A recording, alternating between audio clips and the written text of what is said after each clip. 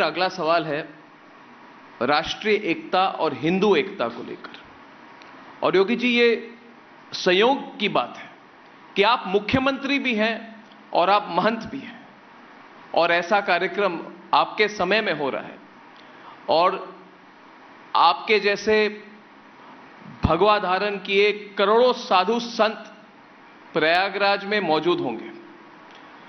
तो मेरा सवाल यह है योगी जी, सीधा सवाल है कि क्या महाकुंभ, इस बार का महाकुंभ राष्ट्रवाद के साथ हिंदू एकता और सनातन को शिखर पे ले जाने का एक बहुत बड़ा अवसर है? देखिए, सनातन तो हमेशा शिखर पर ही रहा है, इसलिए सनातन है।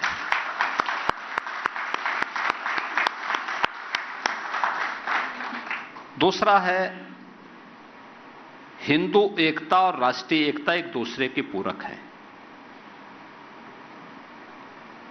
याद रखना, मैंने एक बार कहा था कि बटेंगे तो कटेंगे जी,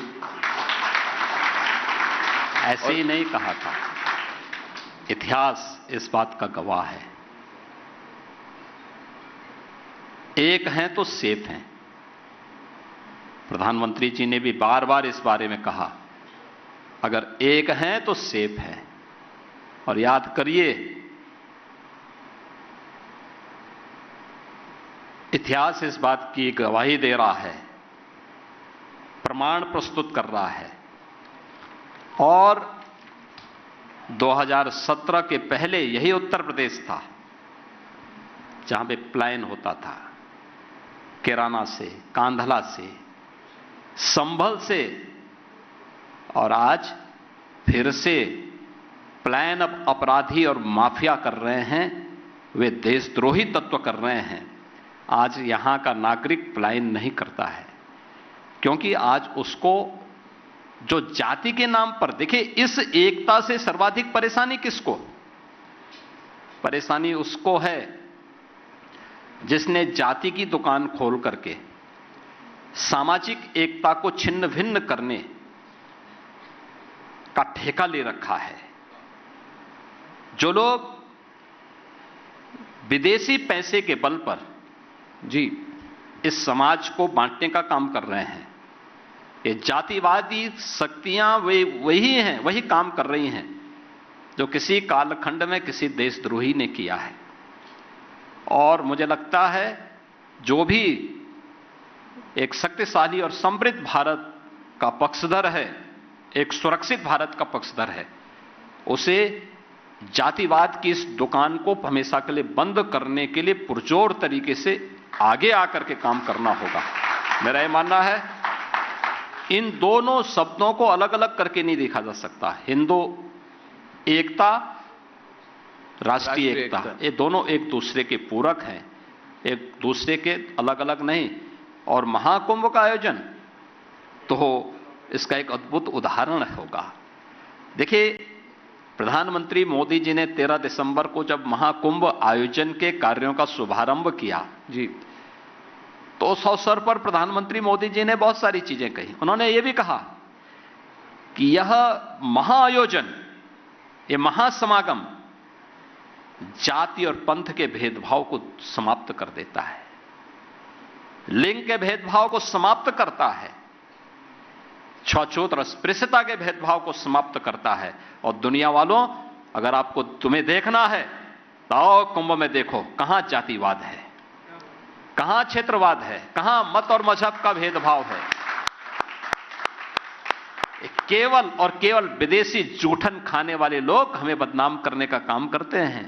और याद रखना, जब तक हम लोग इन लोगों के बहकावे में आते रहेंगे, तब तक राष्ट्रीय एकता को ऐसी चोट पहुंचती रहेगी जो अतीत में पहुंची है। और हमेशा में इस बात को याद रखना का, महाकुंभ इसका एक आयोजन बनने जा रहा है, फिर से जोड़ने का, एकजुट होकर के। मोदी जी के नेतृत्व में पिछले 10 वर्ष के अंदर भारत ने सर्वांगीण विकास की, विरासत और विकास की जिन नए प्रतिमान को स्थापित किया है, उसको एक नई ऊंचाई प्रदान करने का एक सशक्त माध्यम है। लाखों की संख्या में हमारे पूज्य संतगण आए हैं, ऋषि मुनि आए हैं, जो कभी सामने नहीं आते, सुदूर जंगल में, कंदराओं में वर्षों वर्षों से साधना में लीन है, महाकुंभ के आयोजन में आएंगे?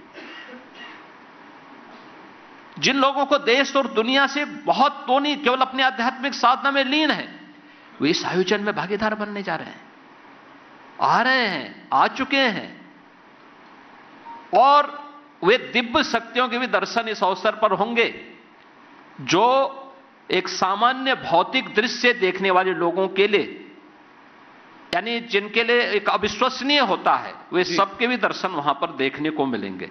और इसलिए हमारा सौभाग्य है कि इस आयोजन के साथ जुड़ने का और उसमें सेवा करने का एक अवसर हमें प्राप्त हो रहा है। योगी जी, देखिए, आपने बटेंगे और कटेंगे की बात कही, और आपने कहा बटेंगे तो कटेंगे और एक रहेंगे तो नेक रहेंगे, और लोग इसी बात के लिए आपको बहुत पसंद करते हैं, आपको सपोर्ट करते हैं, क्योंकि आप डायरेक्टली बात करते हैं, आप कोई इधर उधर की बात नहीं करते। अब अखिलेश जी कहते हैं कि ये लैब में तैयार किया गया एक नारा है। कांग्रेस कहती है कि ये देश बांटने की चाल है, और आपके जो विरोधी हैं महाकुंभ पे या तो चुप हैं, कुछ कह नहीं रहे, खुलकर समर्थन नहीं कर रहे, या तो फिर वक्त के साथ खड़े हैं, जो कह रहे हैं कि कुंभ उनकी जमीन पे हो रही है। तो मैं चाहता हूं कि आपने बटेंगे और कटेंगे की बात कही, अपने प्रतिद्वंदी जो है, आपके जो ओपोनेंट है, वो जैसे स्पिन देते हैं। दूसरा उसके साथ जुड़ा सवाल, क्योंकि आप इस पर विस्तृत तौर से कहे, सवाल लोगों के मन में यह भी है योगी जी कि यह समागम होगा, एकता होगी, क्या महाकुंभ के बाद में एकता रहेगी? क्योंकि जिस तरह से राहुल गांधी, अखिलेश यादव, तेजस्वी यादव जाति जाति जाति जाति जाति जाति जनगणना की बात करते हैं, सिर्फ जाति की पॉलिटिक्स करते हैं, क्या 100 करोड़ हिंदुओं की एकता महाकुंभ से एक तरह से फिर से जागृत होगी? क्या उसको और बल मिलेगा और रहेगा उसके बाद? क्या जाति की पॉलिटिक्स खत्म हो सकती है देखिए महाकुंभ के बाद? देखिए, देव और दानव,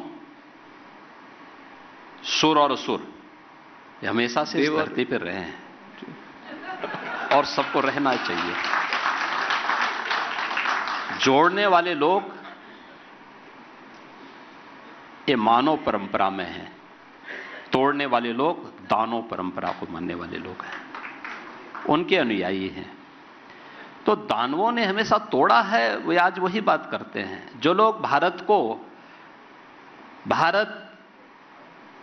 को डिस्कवरी ऑफ इंडिया से भारत को देखना चाहते हैं जी, जिनका नजरिया वह है जी, वे भारत को नहीं समझ पाएंगे, वे नहीं समझ पाएंगे। जो अपने को एक्सीडेंटल कहते हैं वे भारत को नहीं समझ पाएंगे। भारत को वही समझ पाएगा जो भारत की इस आध्यात्मिक परंपरा को, जो राम की परंपरा है, कृष्ण की परंपरा है, भगवान शिव की परंपरा है, शक्ति की परंपरा है, इस परंपरा के प्रति श्रद्धान्वित हो जी, वही भारत को जान पाएगा। एक और मुझे लगता है कि उसकी चिंता नहीं करनी है। देश की जनता जागरूक हो चुकी है, एक्सपोज हो चुके हैं लोग, इनको इससे ज्यादा नंगा करने की आवश्यकता नहीं है। क्योंकि हमें तो कभी कभी डर लगता है कि कहीं इससे ज्यादा इनको और एक्सपोज करें